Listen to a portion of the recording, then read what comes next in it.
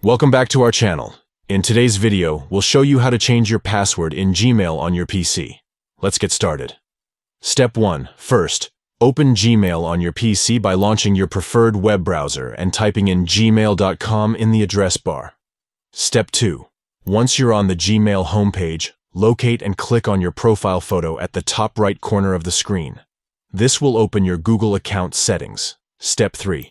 If prompted, sign in to your Google account to proceed. Step 4. Under the Security section, look for the option Signing into Google and select it. Step 5. From the available options, choose Password. You may be asked to sign in again for security purposes. Step 6. Now, enter your new password in the provided field. Make sure to choose a strong and unique password. Step 7.